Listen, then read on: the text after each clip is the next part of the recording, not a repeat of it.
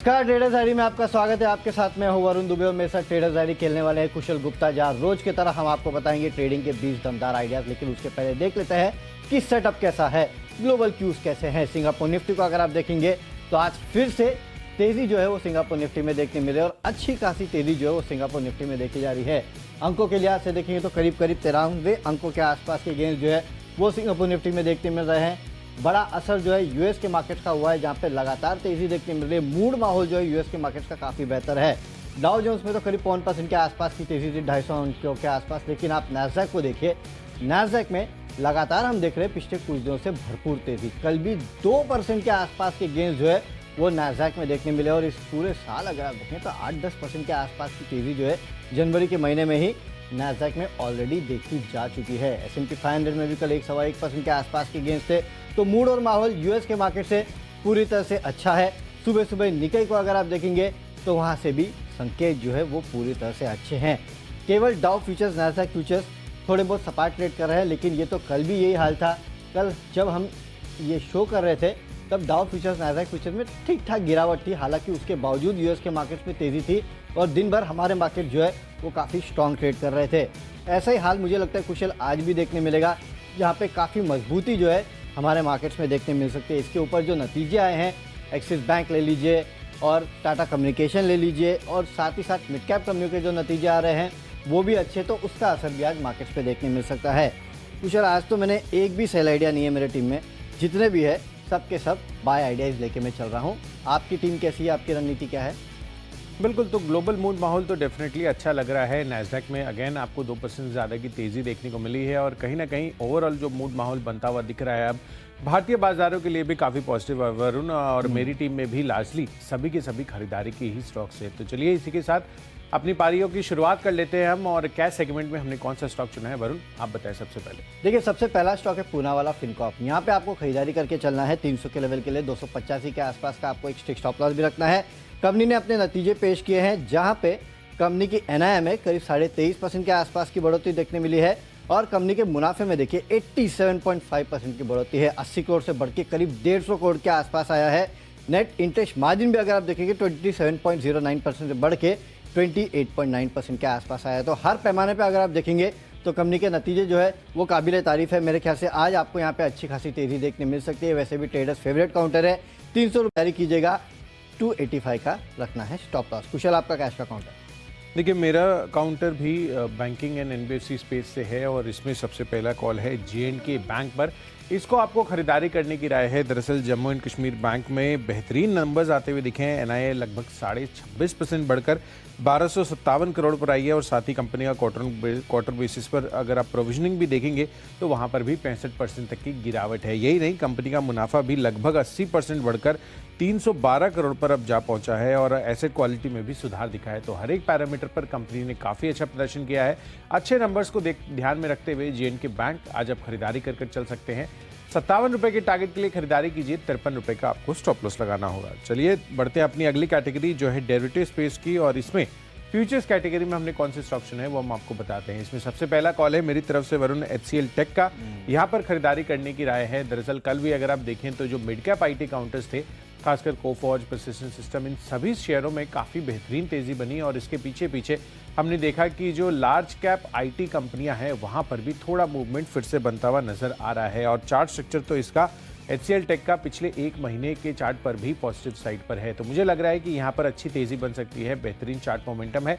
HCL take खरीदारी करिए futures में 1150 रुपए के लक्ष्य के लिए 1100 रुपए आपको स्टॉप लॉस रखना है। चलिए, मेरे तरफ से फ्यूचर्स में एक्सिस बैंक का कॉल है। यहाँ पे आप खरीदारी करके चल सकते हैं 955 के लेवल के लिए। 923 के आसपास का स्टॉप लॉस रखेगा। इस कंपनी ने भी जब तक नतीजे पेश किए हैं काफ़ी बेहतरीन है। एनआईएम में 32.5% की बढ़ोतरी है। मुनाफा देखिए कंपनी का 5853 करोड़ पे आया है, जबकि 5480 करोड़ के आसपास का अनुमान था। एनपीएस में सुधार देखने मिला है। नेट इंटरेस्ट मार्जिन आप देखिए 30 बेसिस पॉइंट के आसपास की बढ़ोतरी वहाँ देखने मिली है। लोन ग्रोथ, डिपॉजिट ग्रोथ जो हमारा अनुमान था उसके हायर एंड पे आए हैं। तो हर पैमाने पे कंपनी के नतीजे अच्छे हैं। मैनेजमेंट की जो कॉल में कमेंट्री थी वो अच्छी थी और ब्रोकरेज हाउसेस की तरफ से यहाँ पे थम्स अप दिया गया है। काफ़ी सारे ब्रोकरेज हाउसेस ने अपने लक्ष्य जो है उनको बढ़ा दिया है। इसके चलते आज आपको यहाँ तेज़ी देखने मिल सकती है। 955 के लेवल की खरीदारी करना है, 923 का स्टॉप लॉस रखना है। अगली कैटेगरी है ऑप्शंस की कैटेगरी और ऑप्शंस में एक मात्र बिकवाली का कॉल है। कुशल, मैंने कहा था कि सबकी तरफ खरीदारी है, लेकिन हाँ, यहाँ पे एक बिकवाली का कॉल है और वो है कॉनकॉर में। 700 का जो पुट ऑप्शन है वो आपको खरीद के चलना है 13 रुपये के लक्ष्य के लिए। 19 रुपये के आसपास का स्टॉप लॉस रखना है। कंपनी के नतीजे कमज़ोर है। आय अगर आप देखेंगे तो वहाँ पे अनुमान से कम है। एबिटा अगर आप देखेंगे तो 6.5% के आसपास की गिरावट है, जबकि बढ़त का अनुमान था। और मार्जिन 24% से गिर के करीब 21% के आसपास आए हैं, जबकि 24.5% का अनुमान था।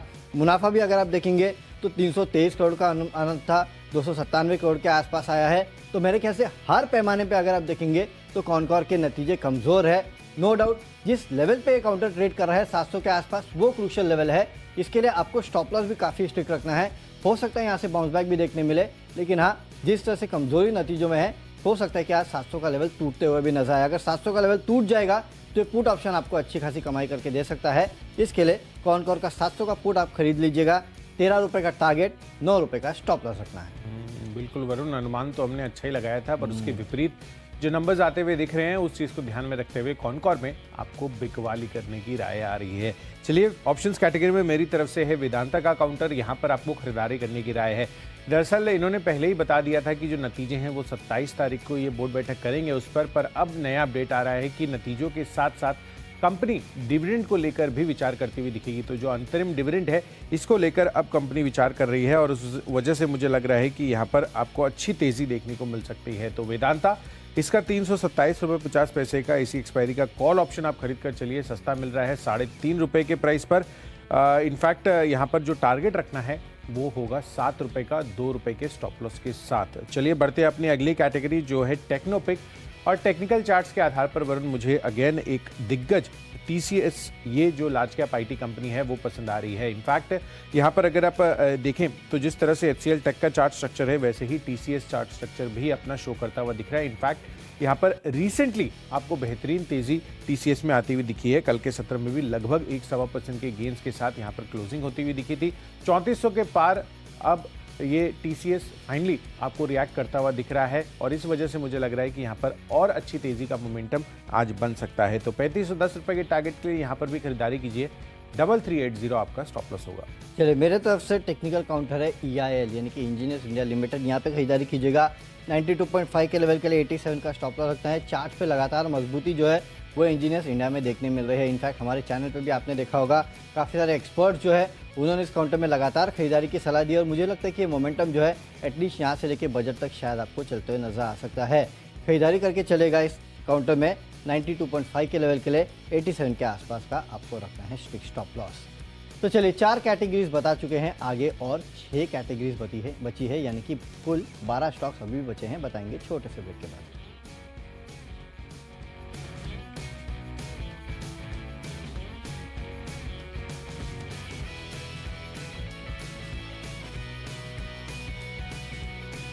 हमारी अगली कैटेगरी जो है फंडामेंटल कैटेगरी, कुशल से जानते हैं। कुशल, बताइए फंडामेंटली कौन सा स्टॉक पसंद है आपको? देखिए वरुण, फंडामेंटली स्टॉक्स में आपको बताऊं और यहाँ पर स्पेसिफिकली अगर आप देखें तो हमने टेक्नोपिक तो हमने बता दी है, पर जो फंडा कैटेगरी के स्टॉक है यहाँ पर आपको कुछ एक स्टॉक्स पर बड़ा फोकस रखना है जिनके नंबर्स काफ़ी अच्छे आते हुए दिखे हैं। इसमें सबसे पहला है पॉलीकैब इंडिया। इसको ध्यान में रखिए क्योंकि जब नंबर्स इसके आए थे किस तरह का रिएक्शन देखा था, 3-3.5% तक की दमदार तेजी वहां पर हमें देखने को मिली थी और बेहतरीन तेजी पॉलीकैब इंडिया में इस वजह से भी आती हुई दिखी थी क्योंकि नंबर्स दोनों ही तिमाही आधार पर और क्वार्टर ऑन क्वार्टर बेसिस पर काफ़ी अच्छे आते हुए दिखे थे। इनफैक्ट यहाँ पर आप देखिए तो यहाँ पर केबल्स एंड वायर्स और जितने भी अलाइड प्रोडक्ट्स है उसको बनाने वाली ये कंपनी है। एंड आपको ये पता ही है कि जब जब रियल एस्टेट स्पेस में अच्छा बूम आता है तो पॉलीकैब इंडिया के लिए भी एक काफ़ी अच्छी अपॉर्चुनिटी बनती हुई दिखती है। जैसे कि हम OEMs में देखते हैं कि अगर गाड़ियों की डिमांड बढ़ती है तो जो ऑटो एंसिलरी स्पेस है वहाँ पर अच्छा प्ले आता है, वैसे ही रियल एस्टेट एंसिलरी स्पेस में पॉलीकैब इंडिया का काफ़ी बेहतरीन नाम है। Return on equity, return on capital employed अगर आप देखेंगे तो 17%, 22% इस तरह के आंकड़े इनके हिस्टोरिकल एवरेजेस रहे हैं और साथ ही इस कंपनी ने जिस तरह से नंबर्स प्रदर्शन किया है उससे मुझे लग रहा है कि यहाँ पर अच्छी तेज़ी देखने को मिल सकती है। इनफैक्ट पॉलीकैब इंडिया इस वजह से आपको खरीदारी करनी है और लंबी अवधि के लिए यहाँ पर आपको अच्छी तेज़ी देखने को मिल सकती है। तो यहाँ पर खरीदारी कर चलिए। अगले 1 साल में 3300 रुपये के टारगेट यानी कि मौजूदा भाव से भी 20 से 25% के गेंस पॉलीकैब इंडिया आपको दिखाता हुआ नजर आ सकता है। चलिए, मेरे तरफ से फंडा पिक है इसी इंडस्ट्री का, सेम इंडस्ट्री का, और वो ये है KEI इंडस्ट्रीज। 1590 के लेवल की खरीदारी करना है।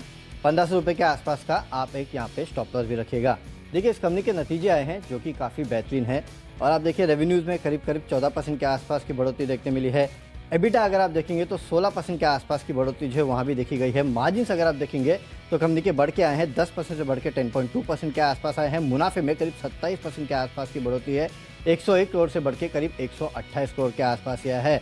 3 रुपये प्रति शेयर के डिविडेंड का ऐलान भी इसने किया है। और वैसे भी आप देखेंगे तो इस क्वार्टर में जो केबल्स बनाने वाली, वायर्स बनाने वाली कंपनियां हैं, उनके नतीजे काफ़ी बेहतरीन आ रहे हैं।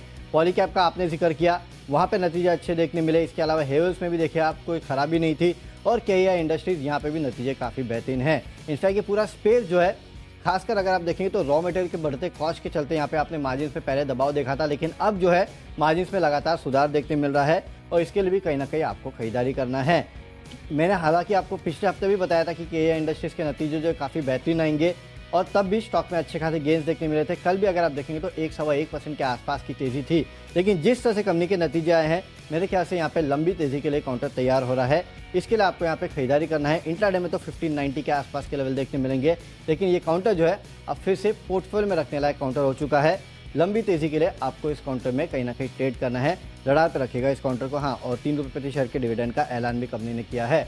अब चलते हैं अगली कैटेगरी, जो कि है निवेश की कैटेगरी, और निवेश के चलते एक स्टॉक पसंद है, और वो है कैम्स।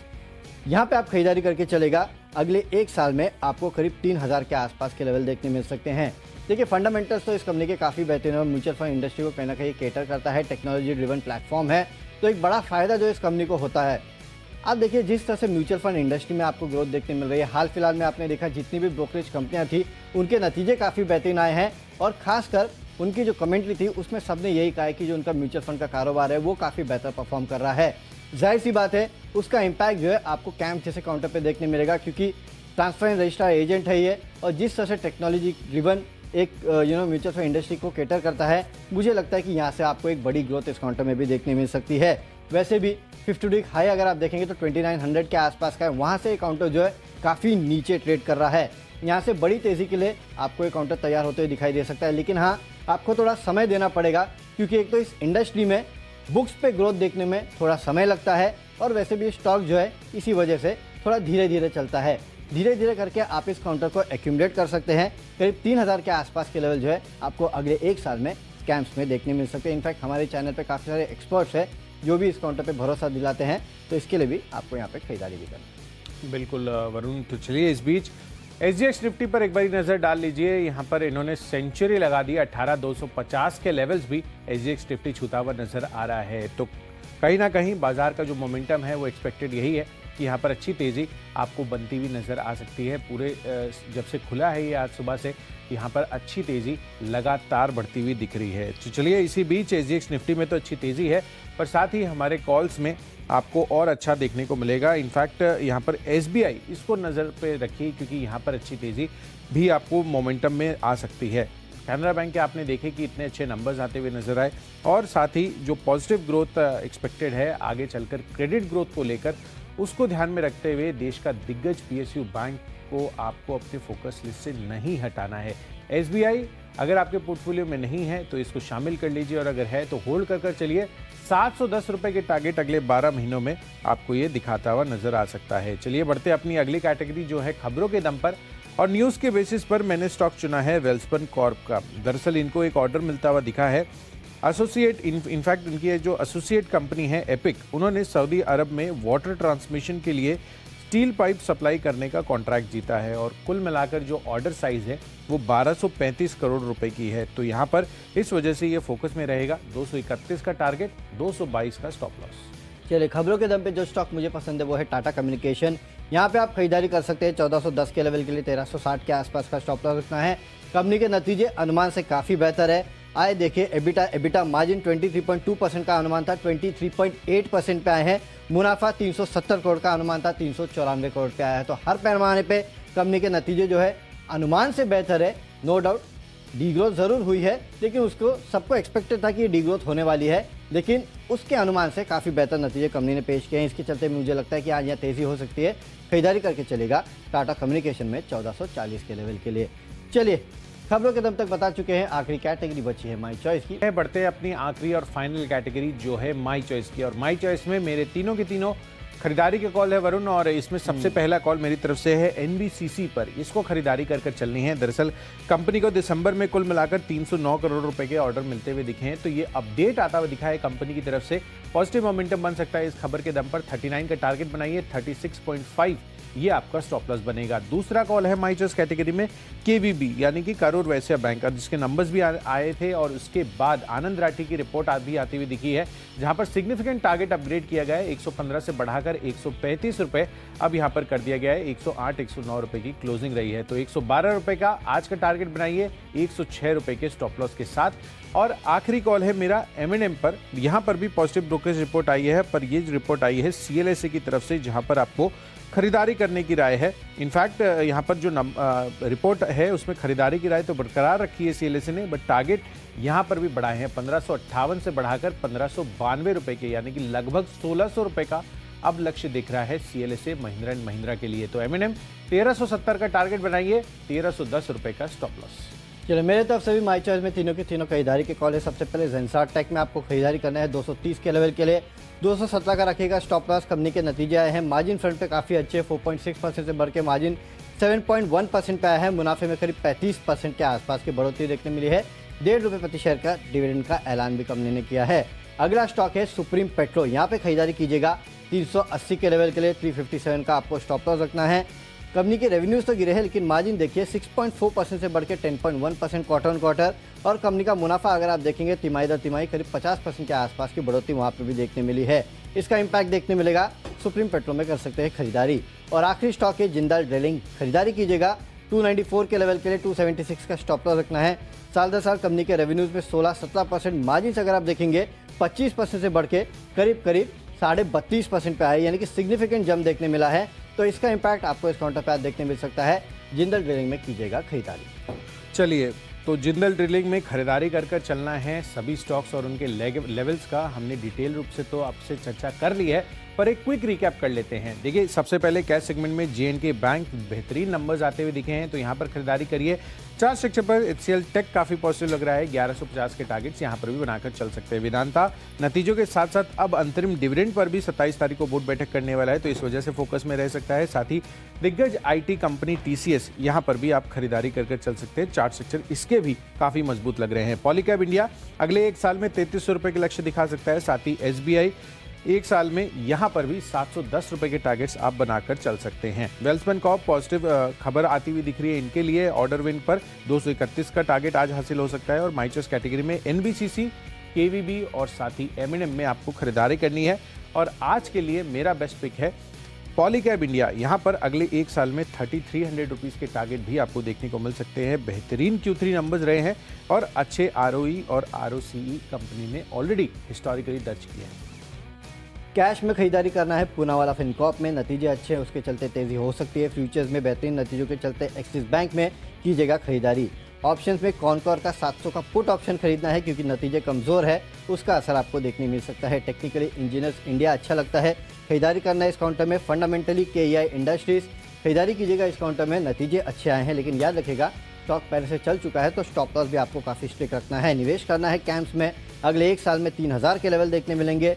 खबरें टाटा कम्युनिकेशन में है, नतीजे अनुमान से काफ़ी बेहतर है, उसके चलते स्टॉक में तेजी हो सकती है। माई चॉइस में नतीजों के चलते जेंसार टेक, सुप्रीम पेट्रो और जिंदल ड्रिलिंग में आपको करनी है खरीदारी। और आज का मेरा बेस्ट पिक है पूनावाला फिनकॉर्प। यहाँ पे खरीदारी कीजिएगा 300 के लेवल के लिए। कंपनी के नतीजे काफ़ी बेहतरीन है। मुनाफा अगर आप देखेंगे तो 80 करोड़ से बढ़ के 150 करोड़ पे आया है। नेट इंटरेस्ट मार्जिन, NPS हर एक चीज़ में सुधार देखने मिला है।